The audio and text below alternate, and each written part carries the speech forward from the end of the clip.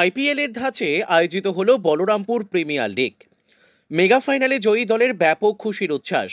জনপ্রেমী খেলার মধ্যে অন্যতম হলো ক্রিকেট খেলা, যেখানে আইপিএল এর গ্রহণযোগ্যতা দেশ ছাড়িয়ে বিদেশ। সেই আইপিএল এর ধাঁচে আয়োজিত হলো বলরামপুর প্রিমিয়ার লিগ বা বিপিএল। এবছর ক্রিকেট প্রতিযোগিতা তৃতীয় বর্ষে পদার্পণ করে। এই মাসের 19 তারিখ খেলা শুরু হয় এবং 23শে জানুয়ারি মেগা ফাইনাল বা চূড়ান্ত পর্যায়ের খেলা অনুষ্ঠিত হয় বলরামপুর ডাকবাংলো ময়দানে, যেখানে ঘাটবেড়া কেরুয়া ফাইটার্স এবং মানভূম টাইগারের মধ্যে প্রতিদ্বন্দ্বিতা হয়। দুই দলের লড়াই উপভোগ করতে মাঠের মধ্যে মানুষজনের ব্যাপক উন্মাদনা লক্ষ্য করা যায়। অবশেষে মানভূম টাইগারকে হারিয়ে মেগা ফাইনালে জয়ী হয় ঘাটবেড়া কেরোয়া ফাইটার্স। খেলায় জয়ী দলকে 80,000 আর্থিক পুরস্কার, বিপিএল চ্যাম্পিয়ন ট্রফি দিয়ে পুরস্কৃত করা হয়। অপরদিকে রানার্স দলকে 60,000 টাকা এবং রানার ট্রফি দিয়ে পুরস্কৃত করা হয়। অবশেষে জয়ী দল ব্যাপক উচ্ছ্বাস উদ্দীপনার সাথে চ্যাম্পিয়ন ট্রফি গাড়িতে করে নিয়ে বাজনার সাথে বাজার পরীক্ষা করতেই লক্ষ্য করা যায়।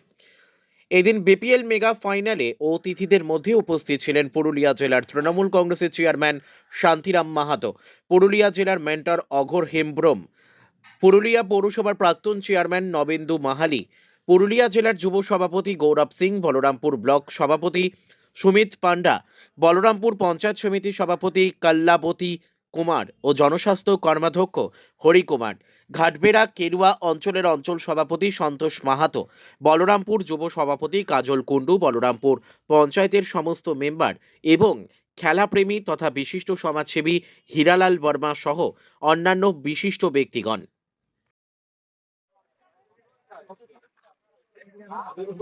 আজ 23শে জানুয়ারি আপনাদের ফাইনাল খেলা, বিপিএল ফাইনাল খেলা শেষ হলো, তো কি বলবেন এই বিষয়ে?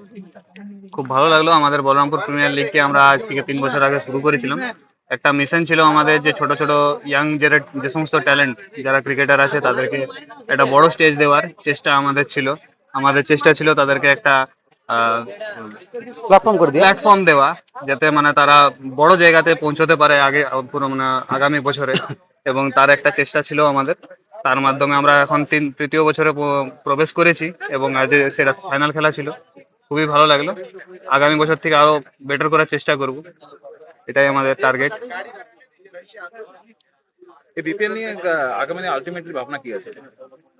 যারা লোকাল প্লেয়ার, আমাদের বলরামপুর প্লেয়ার হোক, পুরুলিয়া ডিস্ট্রিক্টের প্লেয়ার হোক, এখন কি হচ্ছে আমরা মেইনলি দেখছি যে বড় বড় যারা প্লেয়ার তারা লাইভে দেখছি, সে জগৎ সরকার হোক, সরোজ পরামানি হোক, তারা আগের থেকেও ভালো খেলতো, আগেও ভালো খেলতো, এখনো ভালো খেলে, কিন্তু কি ওরা লাইভের মাধ্যমে বা এই প্ল্যাটফর্মটা পেয়ে নিয়ে ওরা একটা উঁচু জায়গায় চলে যায়, যেটাতে টেনিস ক্রিকেটেও যে একটা কেরিয়ার আছে বা যেখান থেকে অর্থ উপার্জন করা যায়, এই জায়গাটা আমাদের পুরুলিয়া জেলার প্লেয়ার বা আমার বলরামপুরের প্লেয়ারকে ওই লেভেলে পৌঁছানোর জন্যই এই প্রচেষ্টা করা। এখানে একটা বক্তব্যের মধ্যে কথা উঠে আসছিল ডিউজের বিষয়টা, তো সেটা কি কোনো হ্যাঁ, ভাবনা আছে। আমাদের যারা সম্মানিত ওই অতিথি ছিলেন তাদেরকেও আলোচনা করলে তাদের সাথে, যে আমরা ভবিষ্যতে যদি এখানে আবার আগে এটা বাংলায় ডিউজ খেলা হতো এক সময়, এখন সেটা বন্ধ হয়ে গেছে। এবার এখনকার এই বলরামপুরে যারা প্লেয়ার আছে তারা কি করছে, সকালে পুরুলিয়া যাচ্ছে ওরা কোচিং করতে। আমরা সবার সাথে আলোচনা করলাম, উপদেশ দিলাম, ওরা বলেছে যে হ্যাঁ আগামী দিন এখানে ডিউজের ইনফ্রাস্ট্রাকচার যদি করা যায় তাহলে এখানে আবার আমরা ডিউজের ভাবছি। মানে infrastructure, net, pitch, coaching staff থেকে আমাদের যে মানুষ অ্যাসোসিয়েশন সেখান থেকে সাপোর্ট, যা কিছু আমরা জেলা থেকে পাই বা পাওয়ার মানে আশা রাখি, সেগুলো যদি পেয়ে যায়, ইনফ্রাস্ট্রাকচার হয়ে যায় তো বাস ভালো। এখানে ডিউজ প্র্যাকটিস হবে, তাহলে আমাদের ছেলেগুলোকে যারা এখানে পুরুলিয়া যাচ্ছে সকালে খেলতে, তারা এখানেই প্র্যাকটিস করবে, যারা ডিউজের ভবিষ্যৎ আছে বা যারা ভালো প্লেয়ার তারা। কি বার্তা দেবেন সবাইকে? বলবো আগামী দিনে ক্রিকেট সাথে জয়েন হন, ক্রিকেট খেলুন, ক্রিকেটকে ভালোবাসুন, মাঠকে ভালোবাসুন, মোবাইল এসব আবদ্ধ না হয়ে মাঠ আসুন। ভালো খেলা হচ্ছে, ক্রিকেটে ভবিষ্যৎ আছে, সেদিকে এগিয়ে আসুন, আরো খেলুন, ভালো খেলুন, উপরে যান। আপনার নাম? আমি সত্যপ্রিয় মুখার্জি। अर्णव दास।